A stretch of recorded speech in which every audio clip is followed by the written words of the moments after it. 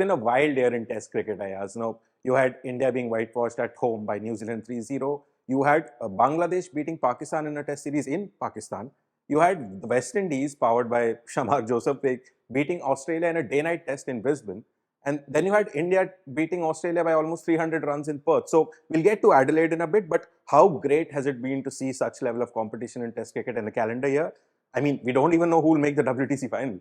Yeah, absolutely. I think, look, I think it's all good for the 5 day game or the red ball game because you're getting results.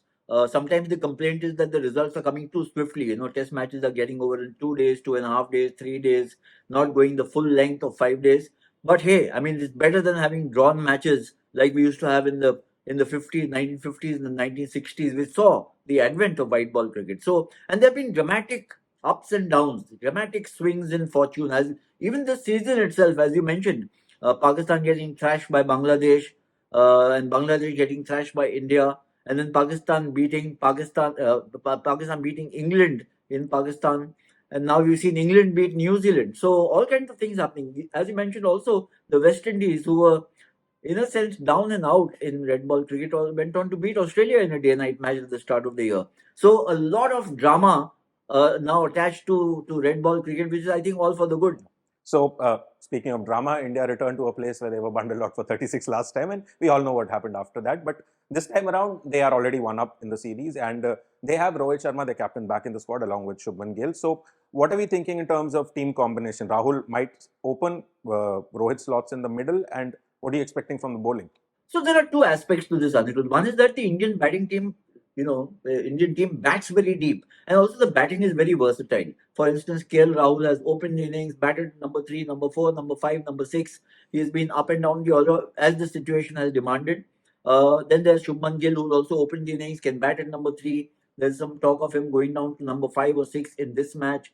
Rohit Sharma started his career as a middle order batsman, batting at 5 and 6, and then went on to become one of the finest openers in contemporary cricket. So I think the options are plenty for India, but I would say that now that Rohit is in the saddle, back in the team, he should open the innings. He's got a good partnership going with Yashasvi Jaiswal. Before this series began, he was not there for the first Test match in Perth, but he's back here now for the second. And his presence makes a big difference. There's a psychological, advantage that India enjoys against most teams. It did happen against New Zealand. We were whitewashed by them, but otherwise, Rohit at the top of the order presents a very stern challenge for opposing bowlers and teams, and I would like to see him in this role in this series, particularly because for India it's so crucial. If they win this match, I would say almost certainly then they would go on to win the series. I mean, nothing is certain in life and in test and in sport, but a 2-0 advantage would be very difficult for Australia to overall. So if Rohit is there, I think he should open with Rahul getting into the middle order. Yeah, and what do you think about Ashwin or Jadeja? Do you think they come in for Washington?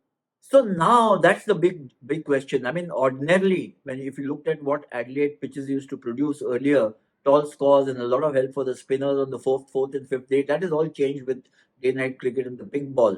Now fast bowlers also call the shots, or perhaps call the shots even more.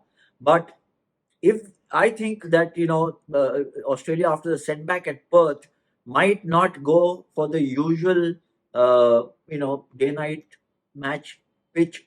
I would suspect they might want to go with a because the threat from Bumrah and Siraj and Harshit Rana and Nitish Kumar Reddy, young all-rounder, this bowling attack is as potent as Australia's, if not better.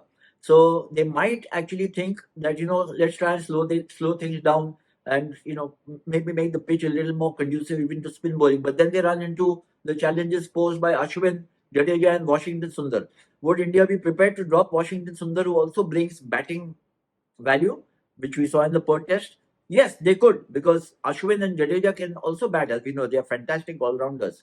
So it's going to be a very tough call. This is the issue where India's selection is going to be. It's a vexing situation for Gambhir and for Rohit Sharma. But I think they'll have a close look at the pitch before deciding on who to bring in or not.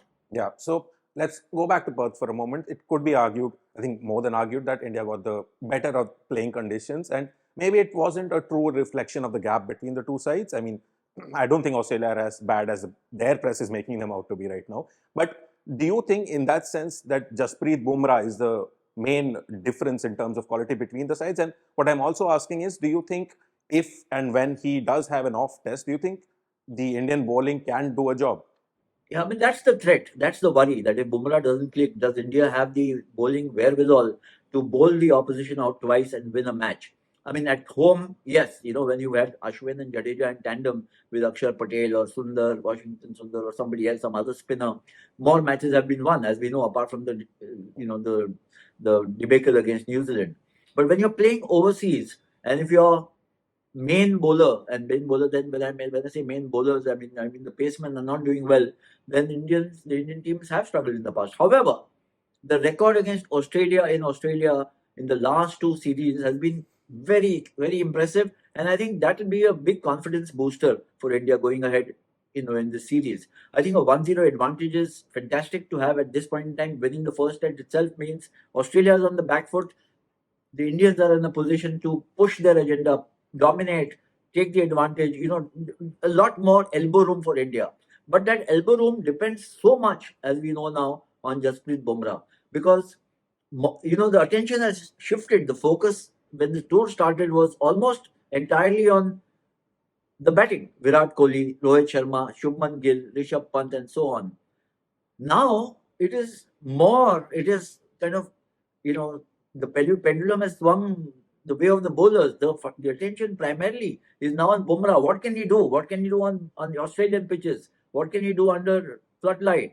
What can he do with the pink ball? So I think Bumrah's presence is a big boon, of course, but also how they play Bumrah is going to be a very decisive factor, not just in this test, but also in the series going ahead. If they are as apprehensive and on tenterhooks as they were at Perth, then Australia will be under a lot of pressure.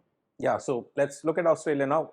In our previous preview of the series, we said that their top order was a bit wobbly, which proved true again. But this time they also have headaches in the bowling department because Hazelwood, their best bowler at Perth, and has been for a while, he's out with an injury. And they don't know how Mitch Marsh will go, whether he'll bowl or not, or even maybe he'll bowl a few overs. But now Scott Boland is a fine replacement, and we know that Mitch Stark is fantastic under the lights with the pink ball. But do you think we'll be subjected to more pedestrian Labuschagne overs? I mean, Labuschagne or Steve Smith, if he bowls, sometimes he does, his leg spin, are good options for 2 or 3 overs. We saw a lot more overs from Labuschagne in Perth. That's because India ran up a mammoth score in the second innings, and the fast bowler just ran out of steam and ran out of ideas. So if that's the area where I think India need to push hard against the Aussies. Don't give Stark and Cummins early wickets. Scott Boland is going to replace Josh Hazelwood, but he's not of the same caliber. Hazelwood has a fantastic record also at Adelaide. So does Boland, but Hazelwood's experience and caliber, I think it's a notch higher. So I think the Australian batting is under pressure, but so is the bowling. Because now the expectations are that what the batsmen can't do, the bowlers will do for them on home pitches. And that's where I think going into this match, I would put India a nudge ahead because, from the manner in which they played at Perth in all departments, India looked that much better. Or, in fact, far better than Australia did. Yeah, so there you have it. So the test in Adelaide starts tomorrow, and we'll come back to you right after the match is over. So that's it for this episode of Sports Room. We'll see you next time. Thanks, Anju. We'll catch up. Thank you.